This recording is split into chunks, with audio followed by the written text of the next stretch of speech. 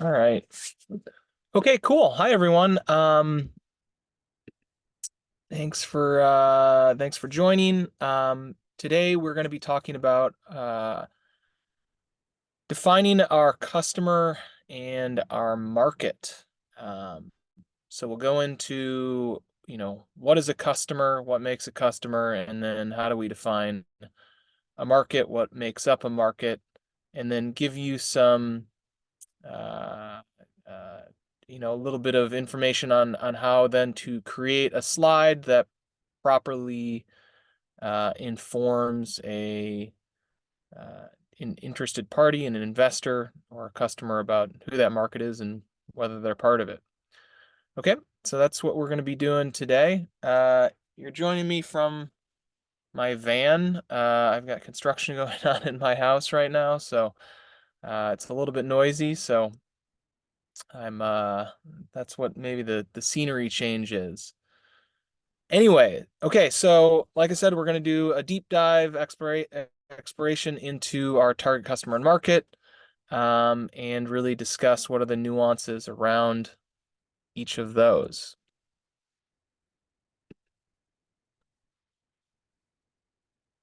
All right, so I'll go through these bullets. This is just kind of an overview of the material that we'll find in the lecture, obviously. So understanding customers and markets is essential for developing successful business strategies. Um, and without a clear understanding of who our customer is, it's very easy to develop products and services that aren't specifically targeted. And when we're developing products and services, we want to make sure that we're directionally targeted towards something, towards somebody that would want to buy these things. Otherwise, we'll be producing things that might be cool, but won't have a buyer. So that's why we want to make really clear that we understand who these products or services are intended to be sold to so that we can properly analyze if that's actually happening or not. Right? So that's why it says when you're without a clear understanding of your market, you risk entering a crowded or unprofitable space. So I was just talking about unprofitable. If you're entering an overly crowded space, that can make it really difficult to compete as well. So we're going to want to do market research to help identify the unmet needs and opportunities. And we'll talk a little bit about different tools or strategies to doing some market research.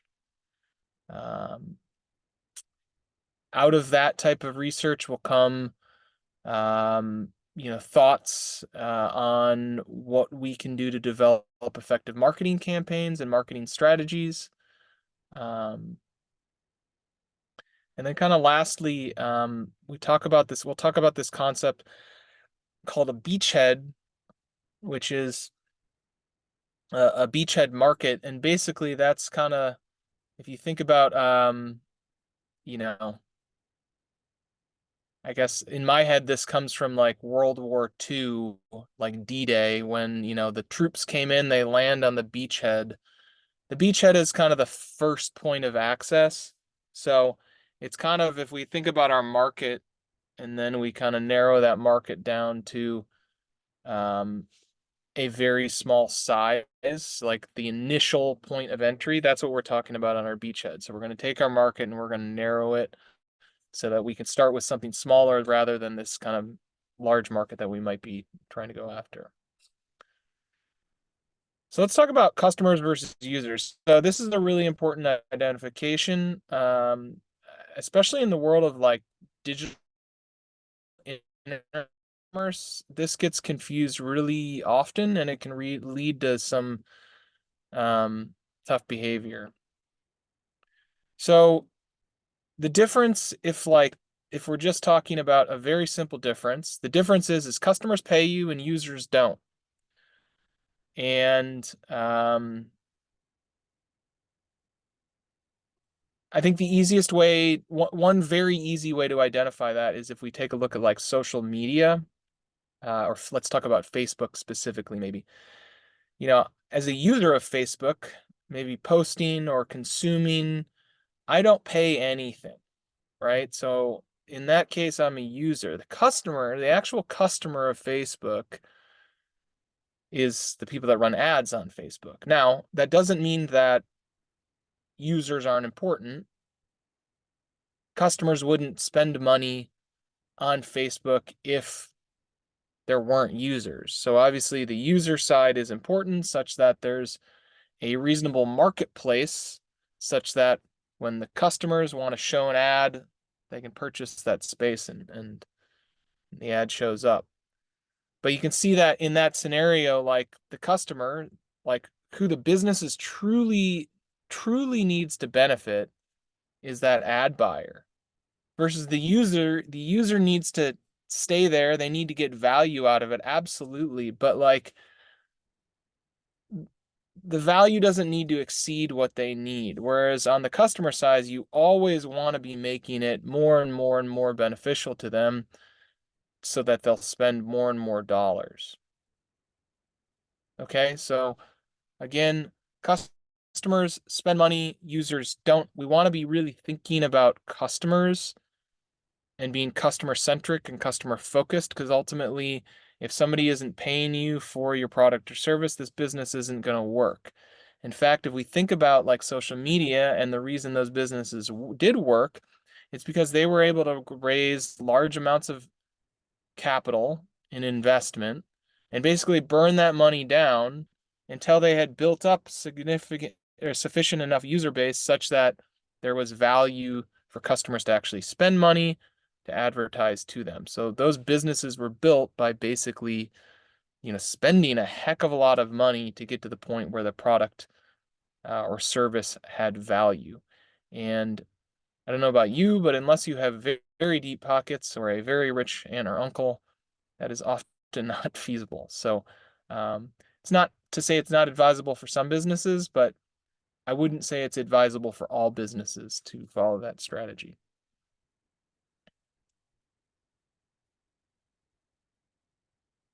So again, we want to distinguish who's going to be paying for our product and service and who's going to be benefiting from it. We want to focus on who's really paying. We want to then, it's really important. The reason we identify or we do this distinguishment is that we really want to pay attention to those things that are important to our customers and important to our users. If we can solve a problem for both of them, that's great. That's like double dipping kind of on a feature that we might bring out. And again, if we have a type of business where we only, where we have customers and users, if we're only focusing on one, it doesn't really work. We kind of need to focus on both and kind of ratchet them up at the same time. So we don't ever want to over focus on one and let the other, be neglected. We kind of want to ratchet these things up. So we don't want to have anybody feel neglected. We want to feel like as if they're part of kind of our path, our journey. All right, so we know what a customer is, we know what a user is. Cool. So what's a market? So a market, frankly, is just a group of customers. So, you can see a very simple marketplace here, on the screen. We're basically looking at a farmer's market, right? And the group of customers there is people that are interested in buying the types of products that are served at a farmer's market. So if you go to a farmer's market, you'll notice that generally products group into very similar categories. You don't go to a farmer's market a whole lot and see something like truly unique. Now, that doesn't mean to say that there aren't unique things and that over time, trends don't change. I'm not saying that.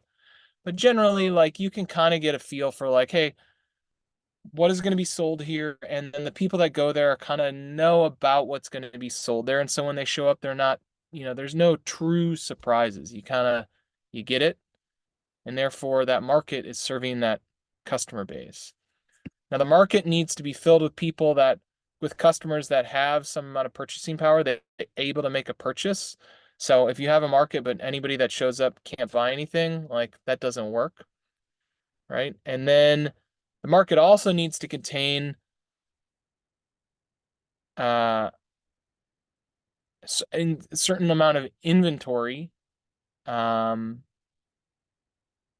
for people to buy, but it also needs to contain people that have needs for buying things. So in the case of a farmer's market, people need to eat. Now, maybe they don't need to eat the stuff that's sold at a farmer's market, but for some reason their unmet needs say, hey, this is a place that I want to go to buy things. So they go and do so. So again, a market is basically just a collection of, or a marketplace is a collection of customers that have the ability to buy things and want to buy things. And those kind of coming together creates a market. So there's lots of different types of markets, and these are, at the end of the day, like when I say different types of markets, like everything's kind of the same. We depending on like who's involved in the market, we brand it so that we can kind of understand how the dynamics change a little bit. So we've got a B2B market, which is business to business, which involves selling products or services to other businesses. B2C, business to consumer, is selling products to customers, or I'm sorry, consumers. So in that case, the customer is a consumer versus a business, an individual versus a collective, right? Consumer to consumer, it's literally, that's consumers selling other products to other consumers. So that's maybe a more fragmented market. Business to government and government to consumers. So again, markets they're all the same as far as having a a place where people are organizing that have resources to buy products that have needs, but those needs, how much they have to spend, places they're going, are kind of different depending on the type of market. So we really want to, when we're looking at our market and trying to define a market, we want to make sure we're thinking about the size of our market and estimating the size of that market. Now, the reason we want to do that is we want to do a little bit of math to really understand, okay, hey, I think the market is X size. I'm going to create a business, that addresses a need in this market. And, you know, I'm going to need, in order to support my business, I'm going to need to make X amount of revenue out of it. And if the market isn't of sufficient size, you may end up with a business that says, hey, I need to basically capture 80% of the business, of the economic value of this market. Otherwise, like I can't support the life that I want. And if that's the case, you may need to think about finding a larger market to support that type of business. Or thinking about how do we redefine what our market is to allow more people to enter, such that there are more dollars flowing through. You can do the same thing on the other side too, where we might identify too large of a market and it becomes a little bit overwhelming, where we end up in a place where it's like, oh, who's your customer? Everyone's my customer.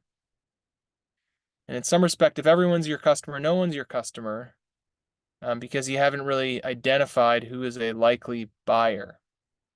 So we want to go through and we want to estimate that market size. That gives us information on, is our business right or wrong for this type of space? Do we need to define these types of things? And then what it can help us, once we've got those anchor points and we understand how our business, how our business fits into this market, we can do things like estimating, pricing, because we've properly defined our market. We know what the people that are in that market are willing to spend, so we can help determine pricing. We can think about marketing strategies to reach that market. If we know what that market kind of looks like, we can say, hey, where do those people that are at that market, that are in that market, where else do they hang out? Where can I get in front of them? And so it helps us kind of run our business overall.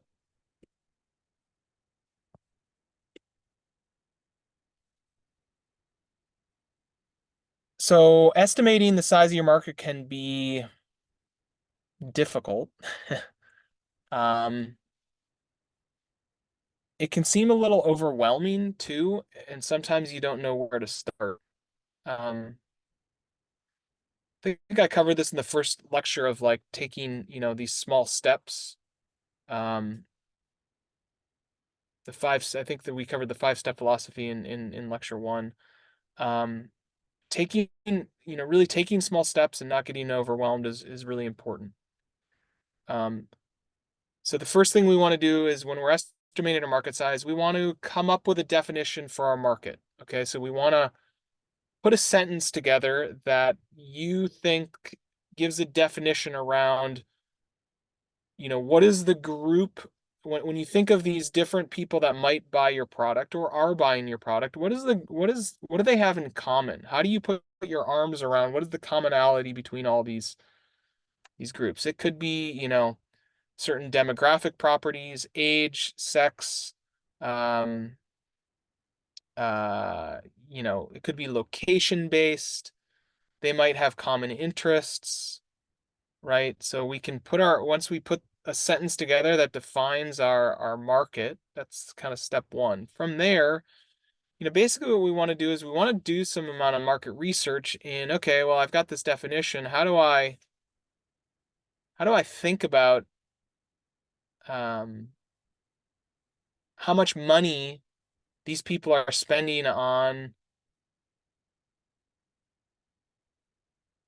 the area of the economy or the area, yeah, the area of the economy where my product or service is going to fit. So let's say, so my example, is Sprout House, which is a childcare service, and I might say, okay, my market is obviously it's in Mira Mesa, since that's where the business is located, and that's the business that I'm going to focus on.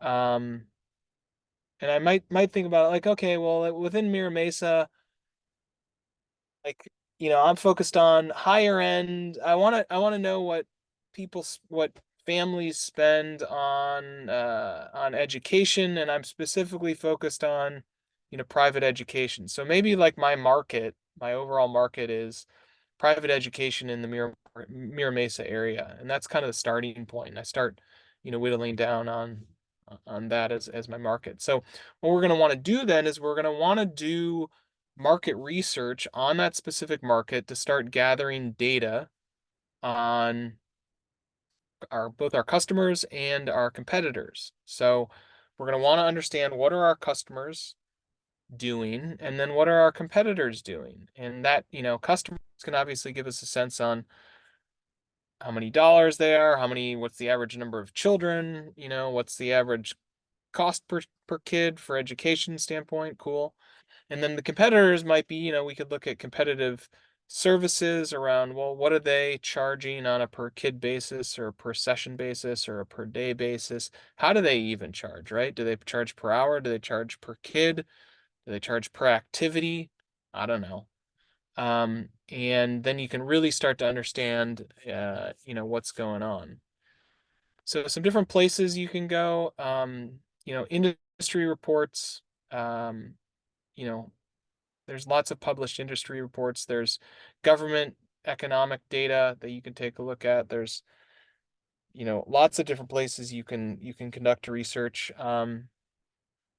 The why am I blanking on the name of the SBA, the US SBA, the Small Business Administration, um, can provide data and can be a good source to help you and direct you in the right place. So the SBA is a local government group that helps small businesses put things like this together. So if you're looking for somebody to help you with data, you could contact your local SBA.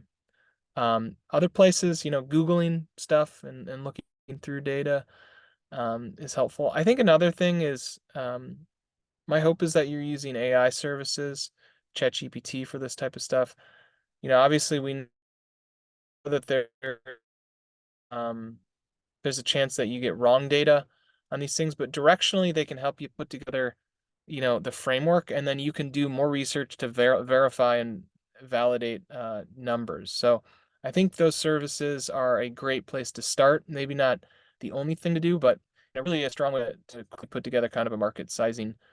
And you could type in just something as simple as help me determine what the market size is for X and throw in your market description, and it can, help you piece that together. So there's two ways that we want to analyze our market, and those are top down and bottom up. The reason we do two market analysis is doing it two different ways. This isn't a science, this is an art. And if we've done it two different ways from two different directions, and we found that our market size is roughly equivalent, we can have some amount of confidence that we've done something correct. So we're doing a market size analysis twice in two different ways to basically verify and validate that we've got a rough correct, view of our market size. So this actually comes, if you go to my webpage and come to the Building for Profit ebook, you can actually find some more information. This might not load, I'm on a slow connection. But so I won't load it here right now, but if you go there, you'll be able to find a more in-depth lesson on top-down versus bottom-up analysis. So I'd encourage you to go there if you're interested in the topic. So let's jump back in. We'll talk about it. I'll give you an example, and then you can go and learn more if you'd like. So top down, we're going to start with the total market size, and then we work backwards to estimating the size of our target market. And bottom up, we're starting with individual customer data and working upwards to estimate the size of our market. Like I said, we're going to do an example here in a minute. So if I've said something that's confusing, don't worry about it for a second. So top down is useful in understanding overall market trends. And bottom up is useful for identifying specific customer segments. And really, the microeconomics of a market. So we're going to start at macro and work down, or micro and work up, and that will allow us to get to some sense of whether or not the market we're serving has been correctly analyzed. Okay, so if you see these pictures on the left, the one on the left is the top down, the one on the right is the bottom up, and we're going to go through these steps to find our addressable market. Okay, so let's think. The sample business we're going to talk about is a light bulb company that's going to be making, some new efficient light bulbs. All right, and we're going to identify our customer market as interested parties, basically in the United States. So we're going to focus only on the United States.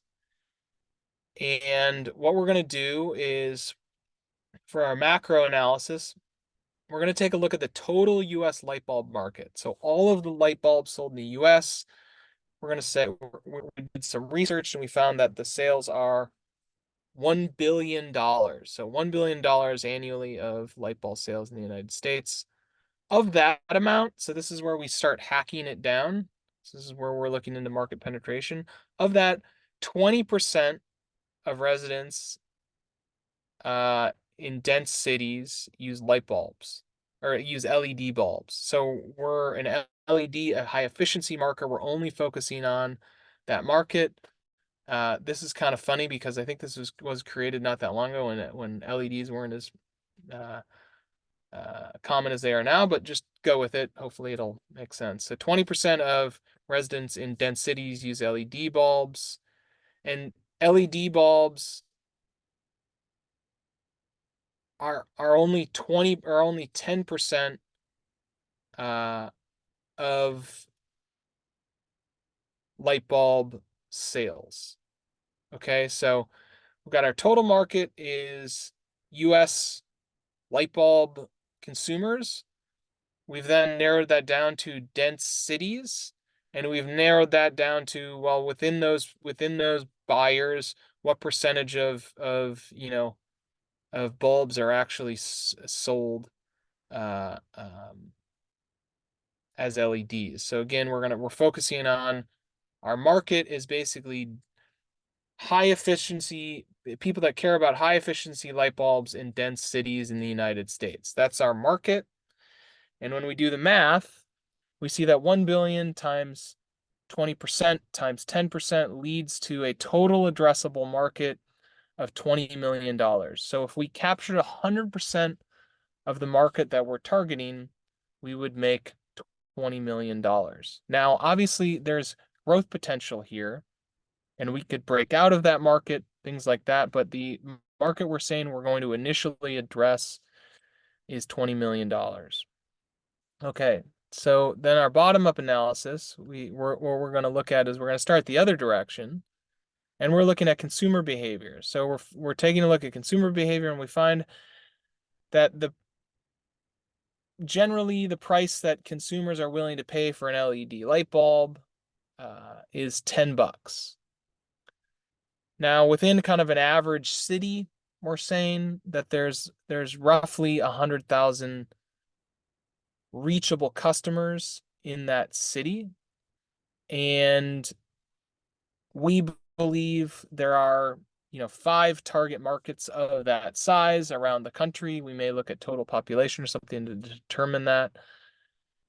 And basically, again, we land back at math where we're taking a look at if we multiply our $10 light bulb by the number of reachable customers in a specific city by the number of potential cities that we think we would address initially, we find that from that direction, the light bulb market or our market, as we've identified it, is somewhere around $5 million. So what we can see is our top-down analysis was 20 million and our bottom-up analysis is 5 million from an addressable market standpoint. And the question comes back like, okay, are those roughly equivalent? And I think, in some respect that's arguable. So I wouldn't immediately trash this. I wouldn't immediately say looks good. I'd think about it for a second and think about, okay, we estimated, 100,000 customers in a city. If that was 125,000 or 150,000, like obviously that $5 million number would come up and we'd be a lot closer on the 20 million. So maybe I want to go look back and reanalyze some of this data and see if I want to retune it, if there's a reason to retune it. But even if we didn't and we said we think this is right, I would argue that like you could come to the conclusion that these are not equivalent. You could come to the conclusion that these are relatively equivalent. We're within kind of in order of magnitude. So there's no order of magnitude problems. 20 million to 5 million. Yes, it's 4x, but it's not 10x different. And so I think we're in the ballpark of saying, if we said the market size was 10 million and we just, kind of split the difference, we're pretty reasonable here. And at least directionally, our math has shown us that, we're in the ballpark of what we think a reasonable market size is. Okay. So the last subject we want to talk about is where to start. And what we want to start with is we want to start at our beachhead. And what our beachhead is really, again, it's that point of landing. It's where we're going to land initially. It's those first people that are going to buy from us. And so what we really want is we want that subset of our market to really be, small and strategic.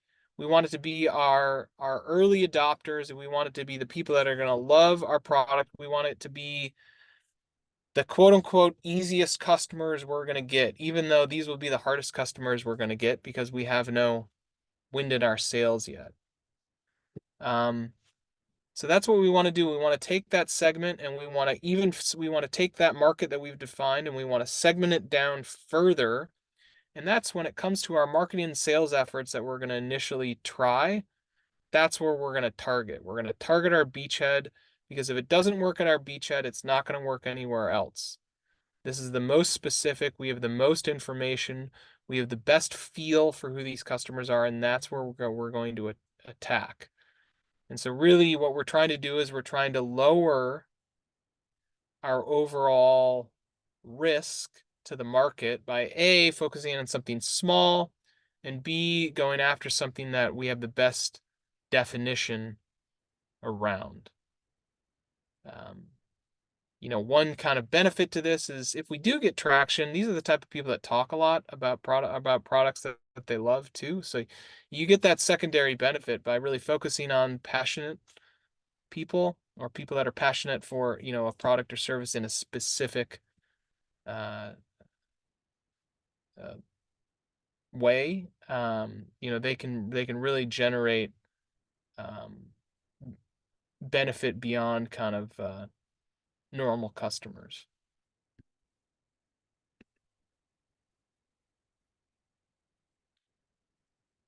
So, I kind of talked about a couple reasons that we might focus on a beachhead and why a beachhead's helpful. One, it allows us to focus our resources specifically. Most of the times when we're starting a business, we're resource constrained, and we need to really kind of figure out how to be very effective with what we're spending. It also allows us to test. So if we're testing small markets and we're wrong, we can always test a second small market. If we go after the large thing, it's real hard to test. It's real hard to determine, if something's working or if it isn't working, why is it isn't working, run a different test. Is it message? Is it the product? Is it the market? What's going on? Why isn't something working? A beachhead allows us to segment down and really, focus. It helps us establish credibility and build relationships that can, bring gold, later on. And it can really help us identify those potential challenges and opportunities really early and allows us to adjust. So again, we're trying to go slow. We're trying to be methodic. We're trying to be focused. We're trying to be directed. We're trying to be specific. We're not trying to be broad. We're not trying to be lucky. This is a skill game, and we're trying to be as skillful as we can.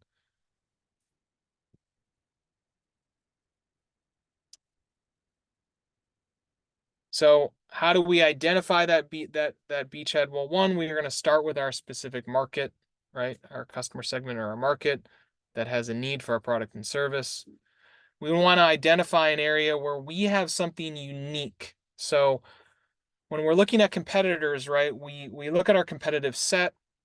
So if I'm doing a childcare business, I look at other childcare companies. Well, I do X, Y, and Z unique.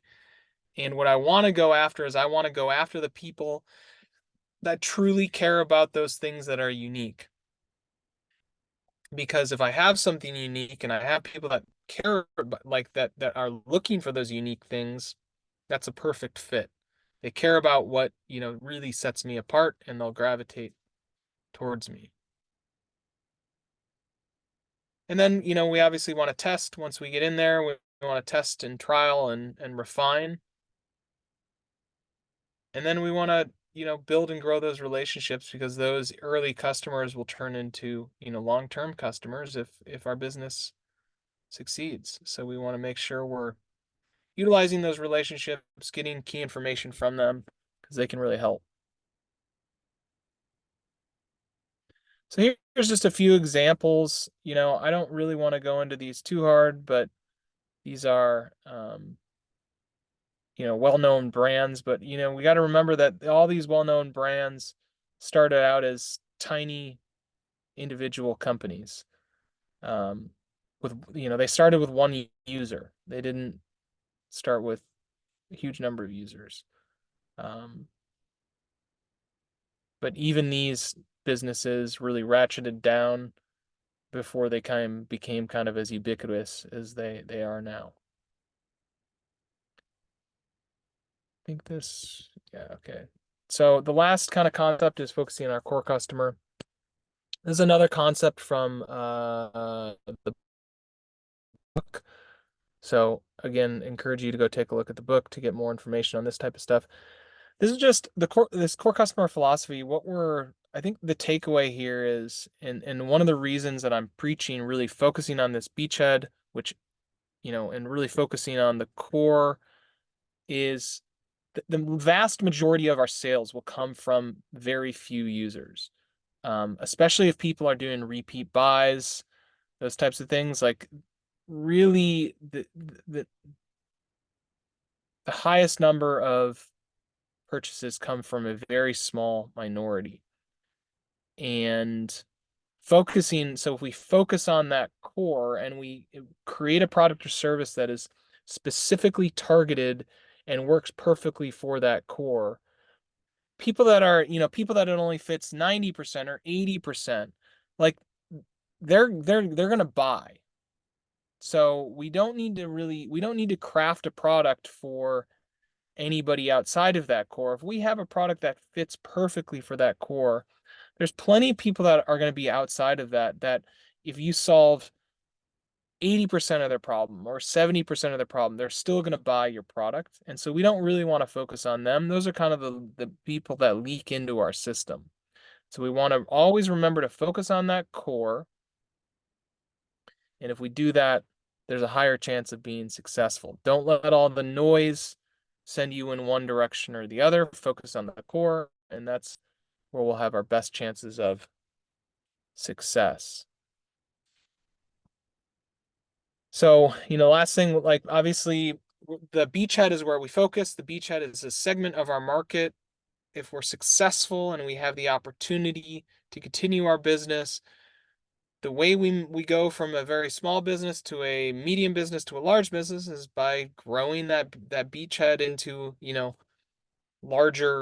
larger customer base. So we want to continue to get feedback. We want to continue to understand why people are buying our product. We want to continue to understand, what are the traits, what are the things people love about our product, such that we can, do sales and marketing efforts focused on those types of things. And all of that collectively, will help us grow our market. And I say growing our beachhead here because we're obviously starting at our beachhead, so we want to be very focused on those initial folks and allow them to lead us down the path to success. So that is the lecture for this week. I want to talk for a minute about our assignment this week, which is going to be creating a target market slide. So if we look at our modules, we'll see that we've done our intro slide, we did our problem and solution this past week, and then this coming week we're going to be focusing on our target market. So just to remind you, we've got, for our sample business Sprout House, we've got our title slide here that's got our brand, a bit of a tagline, a sentence explaining what the heck the business is, and some imagery to convey or connote, what is going on and who it's for. All right. So just one note on this. I put some notes on some people's slides. I'd encourage you to kind of go through and improve these slides over time. The hope is that you end up with a slide deck at the end of this that is beneficial and helpful. You don't have to, but just, I encourage you to go back and try to fix and update these things as you get more confidence in what you're doing. Then we've got our problem and solution slide, again with our problem statement, not a symptom statement, but a problem statement, and solutions where we identify kind of our top 3 features that fill the need of that problem. And that moves us to our target market. And you know, I know these slides look simple. I know this is one sentence. I know this looks like it's not a lot of work. Um, and if that's the case, and if you think that, like, that's awesome. If you can knock this thing out in 10 minutes and it's great, like, I applaud you. Um, these things can take a lot of time and a lot of effort to get the language really perfect. So again, the target market slide, it's going to be one sentence. We want to have in some imagery focus, to convey who the market is.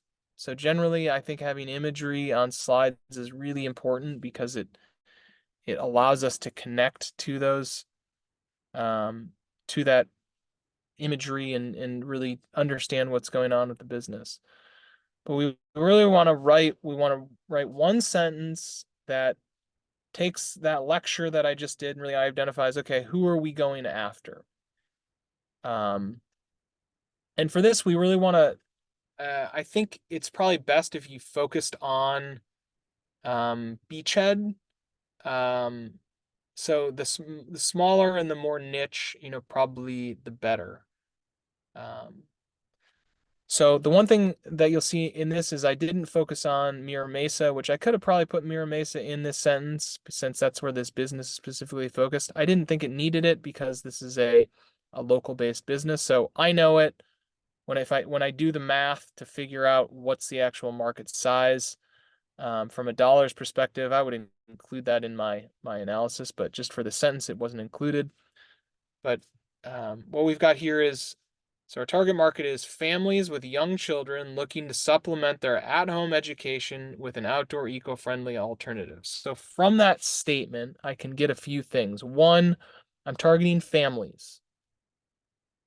Okay, now it might be obvious because only families have young children or something like that, but I'm not targeting schools, right? I'm not a business to business. I'm not selling to businesses. I'm selling to families. And I'm selling to families with kids. So they have a supply of children, right? They're not soon to be families. They have young children and they're looking to supplement their at-home education with an outdoor eco-friendly alternative. So a couple things are important here. So their at-home education, there is these families. And what it means that they have an at-home education, which means they're homeschooled, right? And again, I can change this. If this language doesn't make specific sense to you, you can change it to what makes sense to you. But I'm telling you how I break this down. So again, we're selling to families. Those families have current children that are homeschooled. And those homeschooled families are looking to supplement that education base. So from that, I would want to break down. So that's a breakdown of who I'm marketing to, how I would market to them, how I would position my product or service. It's not primary education, right? It's secondary education, or it's supplemental. It adds on. So I don't need to cover everything. My business doesn't need to do everything. It needs to cover the topics or the subjects that these families might be looking for. Okay, so that's the market that this business would be going after.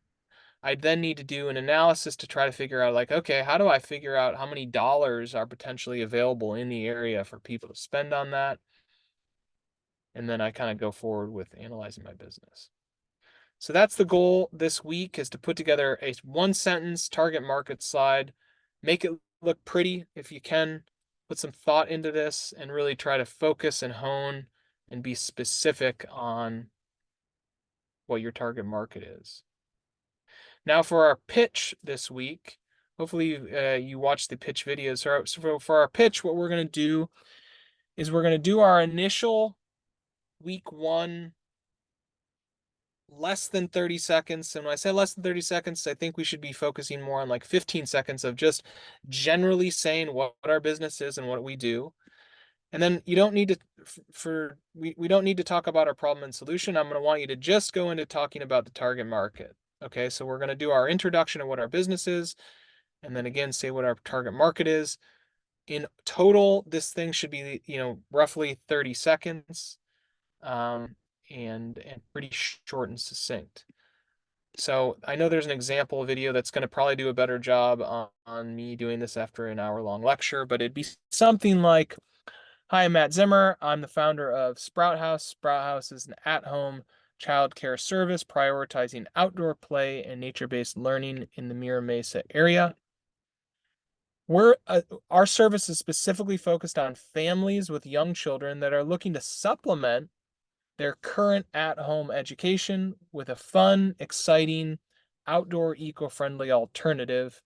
We found that this combo approach really helps childhood growth and development, and we think our affordable option will be great for families that fit this mold. So again, something like that, to really convey the idea, anchor people on what you're offering, and then who it's for. Okay.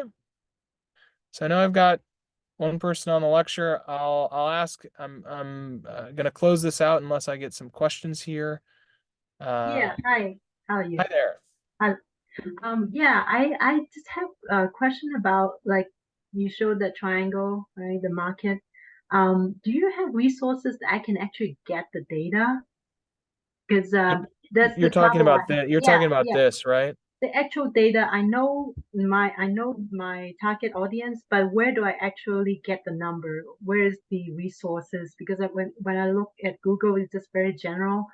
I cannot Yep. get down to the actual, like, for example, I just want a number of women in California in the age range with certain chronic diseases. Like, that's a very difficult question. Like, Totally. where do I get the data, basically? Yeah. Yeah, so there's a couple things. So one, I mentioned going to the SBA.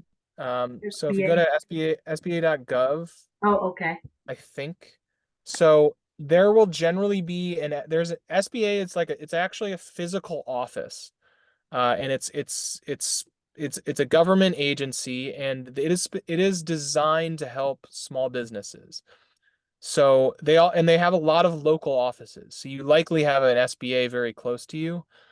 Um, this is a great place to go that can help you, can help you talk about your target market, but can also help uh it can help provide research and data. So I would reach out to, you can uh go to this website. You'll be able to find, if you go to local assistance here, you'll be able to find a local SBA, and that's a good place to start to find some people that can help.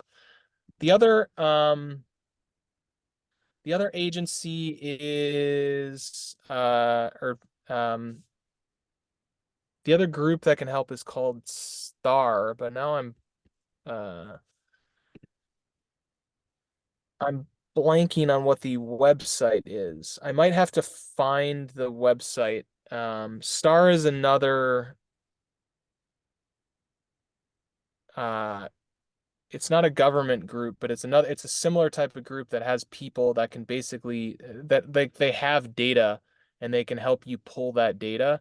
So what I'll do, and because I can't, I gotta remember what to search for. Yeah. So I apologize, And but I can't I'll throw that remember in. last time I took a marketing class very long time ago. So it's like a certain website, maybe I have to pay for it or something to actually get those marketing data information. Is that Yeah, right? Or I can so go to Facebook to get it, but then I'm not like, is it Facebook already doing for me for marketing? yeah, Or is so it how? so data acquisition's tough. So Like the market, I'm saying, like go to Facebook, then I can give them a parameter of my market, and then they somehow kind of narrow it, but obviously I need to pay for whatever the ad they're trying to do. yeah, so Yeah, the problem with so when we're talking about market sizing, the problem with Facebook and using Facebook to market size is what Facebook can tell you is what users on Facebook do.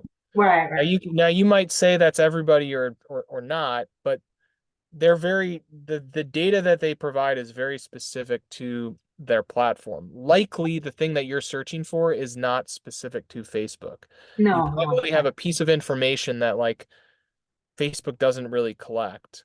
Hmm. Um, it it's difficult. I can't tell you that there's like a can't tell you that there's a place that's like specifically going to spit out the piece of data that you're looking for. Generally, what you're going to need to do is you're going to need to like to really find the information. You kind of need to go through like reports and things like that. It's tough. Oftentimes, like libraries will have data resources that'll allow you to search. So even like the public library will have access to all sorts of data sets that you can pull data from. The problem with that is what you're in some respect what you're looking for is like a conclusion statement on like like on my light bulb example, it was like 10% of people buy light bulb or buy LED light bulbs, right? That 10%, like that's the output of a bunch of data analysis. So Yeah. we could get the data that's behind that, but what we really care about is just we just want the output. We want the conclusion on like, all right, how do I think about this information? So a lot of times you don't need the data. You need to figure out a way to find that Yeah. conclusionary statement. Mhm. That is a place where Google can be really helpful. I understand that it's not great, but it can be helpful. The other place that frankly for me has been very helpful is using something like a chat GPT to maybe not fully trust, but get me thinking about like, well, what types of numbers should I be searching for? Oftentimes it's like, well, should I, I don't even know what types of information should I be searching for that would give me confidence on my market size. So some of the times using like a chat GPT to go back and forth on how Mhm. would I think about this market? It can give you kind of a direction, and then maybe then you take those and be like, hey, let me validate these percentages that ChatGPT Yeah. spit back to me on how to think about this. Sorry, I know Okay. that's not specific, but hopefully it gave you a little bit of information. Okay, great. Yeah, thank you. Anything else anybody has? Okay, great. Then I will post this later today. And as always, if you have any questions, if you get into it, I've got office hours posted. You can always, if you go to my website and click on classroom up here, whenever I'm online or kind of in the office, this will be shown and you can connect direct. You don't need to make an appointment. So I try to make it as easy as possible to get a hold of me, and feel free to do so. Okay, so thanks a lot. We'll talk to you next time.